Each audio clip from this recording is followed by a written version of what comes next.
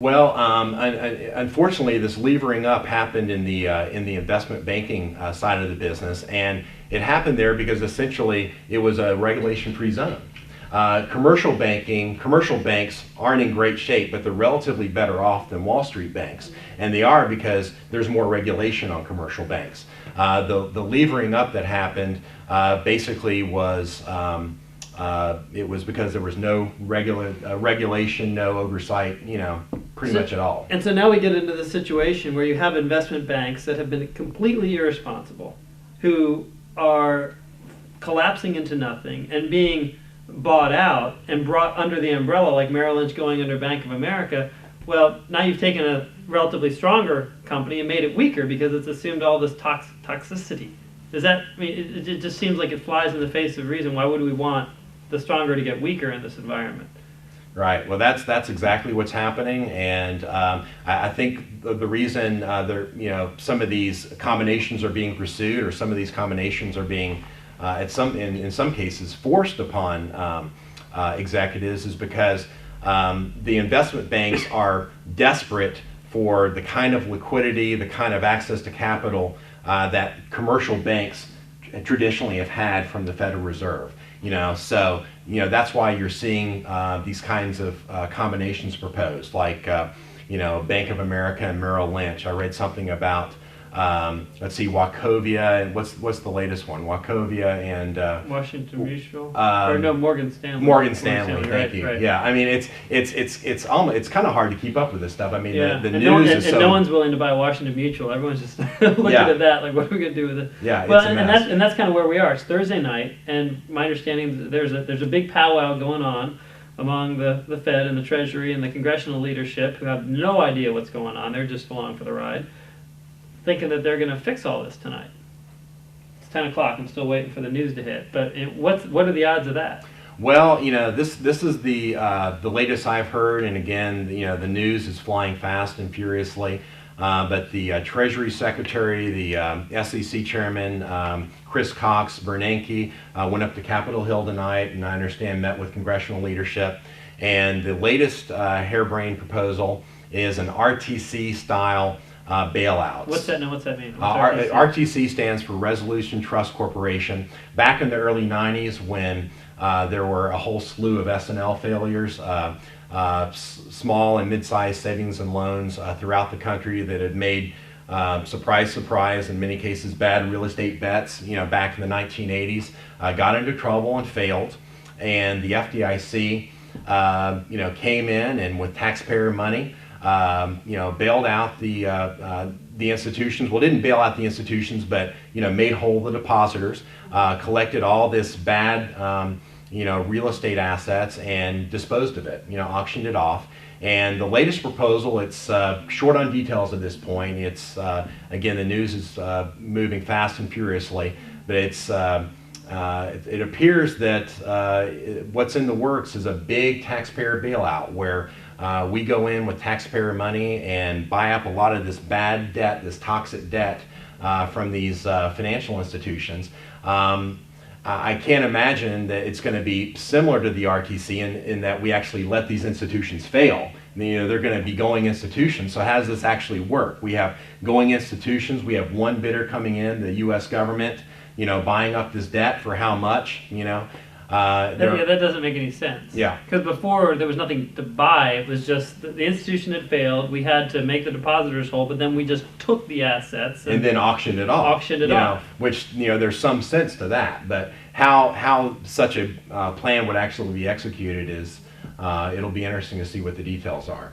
But I would imagine the price tag of that to the taxpayer is going to be in excess of $1 trillion for sure. $1 trillion. Yeah. So it's the bailouts keep rolling. And then we're going to ban all short selling so we can prevent these stocks from going down. Yeah, that was another big piece of news today. In the United Kingdom, the market regulators there have come out and banned all short selling on financials. Today, Chris Cox has proposed to the Securities and Exchange Commission. They're going to have to meet on this and vote on it, but also a ban on all short selling, period. That's, I think, a real sign of desperation, to be sure, and I think it's not going to be effective. I'm sure it's not going to be effective. You look at, for instance, China. China has a ban on all short selling, and the broader Chinese market is down, I think, close to 70% or more year to date. Short sellers actually play a very useful role in our capital markets. They make the decline, I think, a little bit more measured. When the big sell-offs do happen, they're actually a source of buying. Short sellers will come in and they'll buy to close. There'll actually be some buying energy. So just to explain, and one of the things that's in the news is the difference between short selling and naked short selling, which I think it's important, because you're right. Short sellers are good. They're selling. They're betting on a decline in the price, but they have to borrow. There's a cost to what they do. They have to borrow the stock before they can sell it, and then at that point, when they borrow that stock, they are required at some point to buy it back. That's so right. Like you're saying. It seems like there is a problem with naked short selling. If people aren't actually buying the stock, then they're basically creating counterfeit stock and just selling it, which Right. is not so good. I totally agree with that. I think naked short selling is something that it used to be banned long ago. It's actually technically was banned for a while, but it really wasn't enforced. Now they're getting serious about it. I think that makes sense. Certainly, when you naked short sell, it is creating counterfeit shares essentially. But to ban all short selling is really a move of desperation, and it, I think, ensures that the ultimate sell-off is that much worse. Because then there's no one to buy. Yeah, it's cataclysmic. I mean, there's just a black hole, and where the prices end up is anybody's guess. So that was another big piece of news today. One other thing I did want to talk about briefly is, I talked about some of the accounting changes that have been proposed. I talked about how, despite all the fraud in accounting, despite all the capital games and accounting games that have been played, they're getting worse. And it's not just about honesty. I mean, honesty, is certainly the way we need to operate. But the problem with all these games is that the players in these capital markets don't know who's solvent and who isn't. Right. And that's a very important point to really nail home is we don't know who's solvent and insolvent, but these major institutional players in the capital markets, they don't know either. And no matter how much money we inject into the system, the central banks inject into the system, no matter how many bailouts, multi-billion, trillion-dollar bailouts we propose, if the big players in these capital markets don't know who's healthy and who's not, they're going to be reticent to trade with each other, they're going to be reticent to lend. And in our fiat system, no matter how much money you've pumped into it, if the big banks, if the big players aren't going to be willing to lend, you can't escape the deflationary collapse. So I think that's still probably where we're headed. And that's, I think, is an important point to emphasize. There's a difference between liquidity and solvency. Absolutely. You might explain that in layman's terms, because it's a critical point that when people are wrestling with this inflation or deflation, liquidity and solvency are a big part of that equation. Liquidity basically means a lack of money flowing through the system. Solvency basically refers to your financial health. Do you have a healthy balance sheet? The problem in the system today is not a problem of liquidity. We are awash in dollars. The U.S. is awash in dollars. The world is awash in dollars. I mean, and the clearest result of that is what the dollar has done over the last year and over the last few years. It's gone down in value. It hasn't gone up in value.